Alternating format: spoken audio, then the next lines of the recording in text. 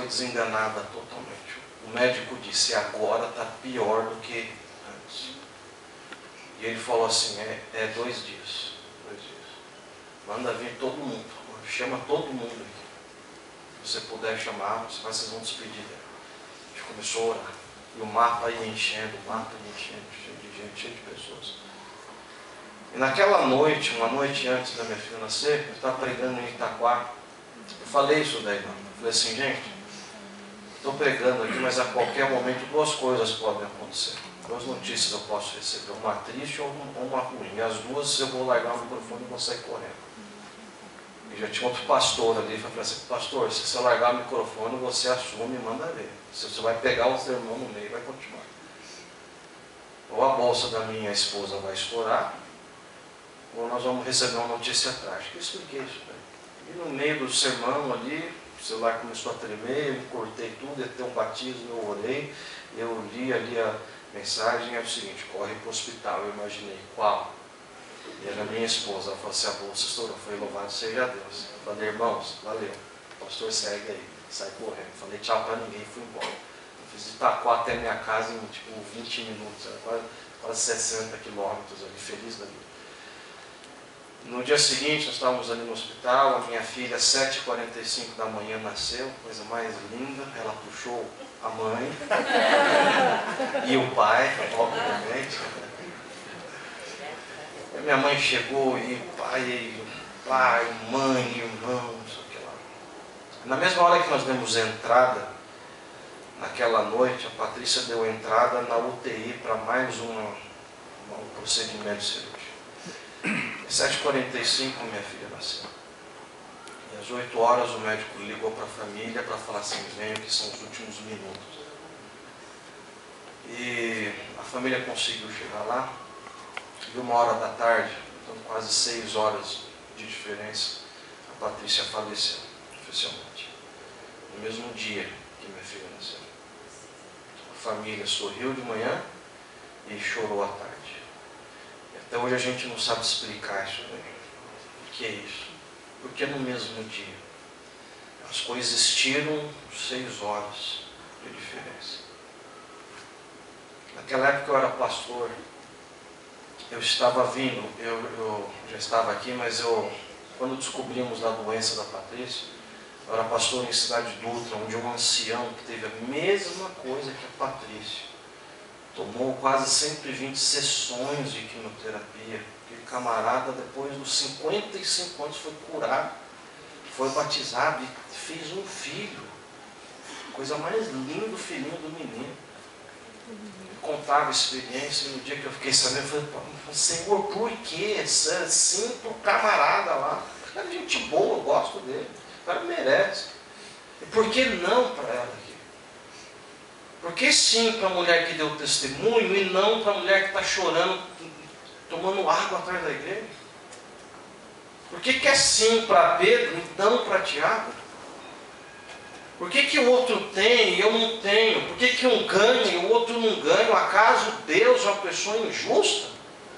Que faz acepção de pessoas? É só quem dizima, então, mas entre os que dizimam, acontece uma coisa aqui, mas acontece aqui. Qual o padrão? Que Deus é esse? Que esperança a gente vai ter que ter na vida? E Pedro foi salvo de forma espetacular. Ele que achou que ia morrer, mas ele se lembrou. Jesus disse que eu ia morrer em idade avançada. Eu tinha cerca de 30 anos aqui. E ele sabia, tinha certeza que ele ia ser liberto naquela noite. Meia-noite, 6 horas depois, estava marcado a morte de Pedro. E era meia-noite, a Bíblia diz que Pedro estava dormindo. E se eu conheço bem Pedro, ele devia estar roncando na prisão, segurando lá com os 2 soldados. Entra o anjo, fala com ele, usa a mesma linguagem que Jesus usou lá em João. Você vai, cinge-te, vai lá, segue. Então, a mesma coisa que Jesus falou, que o anjo falou para ele saber que era Deus levando ele. Ele sai correndo e as portas abrem automaticamente. Ele chega lá fora e a Bíblia diz ali que ele foi acordar de verdade. Tiago, não teve nada disso. Bom, eu quero encerrar dizendo que a Bíblia apresenta um Deus de muitas faces. Nós falamos isso. O ser humano parece ser simples, ser Deus. Não, se fosse eu, faria. E ainda bem que nenhum de nós aqui é Deus.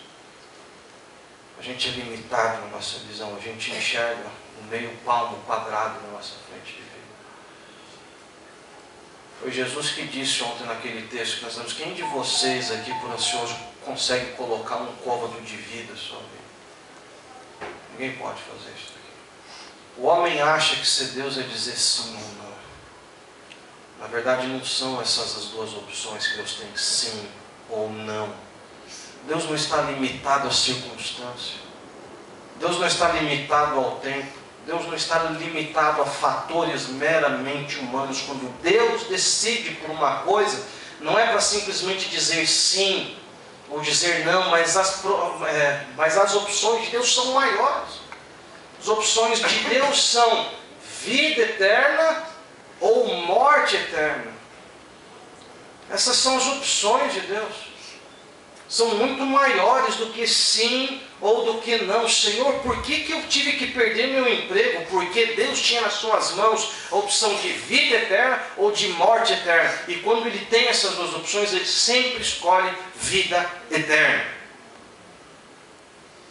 Por que isso daqui aconteceu comigo e não com o outro? Porque para os dois Deus tinha a opção de vida eterna e morte eterna. E quando trata dos filhos de Deus, o maior bem que Deus possui, o maior objeto de amor, Deus sempre vai escolher vida eterna. Isso aqui não é um discurso para a gente se contentar. Deus não quis. Deus não sei o quê. Enquanto a gente viver, a gente vai continuar lutando. Mas você tem que saber que quando a decisão final é de Deus, quando você entrega o seu caminho para Deus, sempre vai optar por vida eterna. Vida eterna às vezes é ser liberto da prisão. Às vezes é morrer ao fio da espada. Vida eterna às vezes é dar o testemunho aqui na frente. Ou às vezes é para entrar na galeria de heróis de Hebreus 11.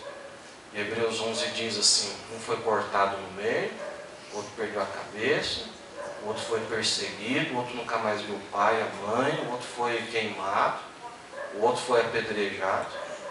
A Bíblia diz: e nenhum deles considerou a vida mais importante. A Bíblia diz: homens dos quais o mundo não era digno. Viveram pela fé. Eles enxergavam uma pátria além das suas dificuldades, além das suas lágrimas, além das suas dúvidas, além daquilo que a vida colocou na frente deles. Eles falavam assim: ó Deus, eu creio nesse Deus. Conforme Paulo diz, quer vivamos, quer morramos, somos Deus. E é assim que nós temos que ser, Deus, de Jesus, o tempo todo. Talvez a gente colha frutos de coisa que nós escolhemos, consequência vem. Mas a melhor consequência que o ser humano pode ter é colocar nas mãos de Deus tudo que Ele tem, a sua vida. Não seguir Deus para ganhar, para receber, mas para que o reino de Deus ganhe, para que o reino dele receba a sua vida e muitas outras. Eu quero orar com você nesse instante. Feche os seus olhos, abra o seu coração a Deus, diga para Ele que você também escolhe a vida eterna e peça que Ele dirija a sua vida e Ele guie as suas decisões.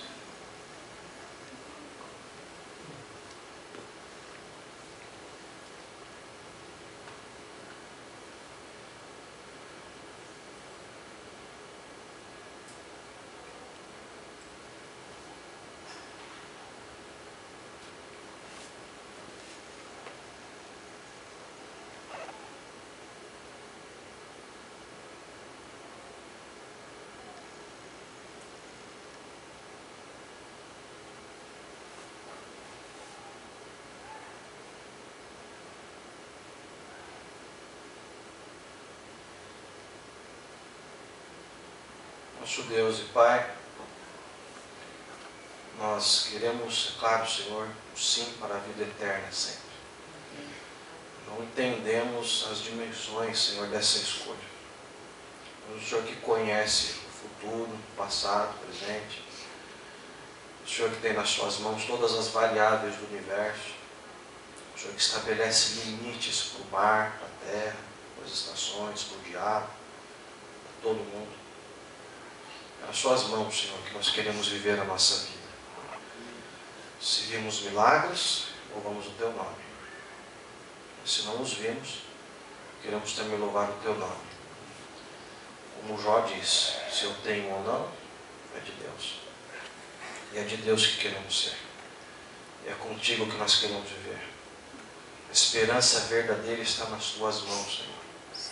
E se for necessário que entremos para a lista de heróis da fé, que façamos, Senhor, na certeza de que o Senhor dirige todas as coisas.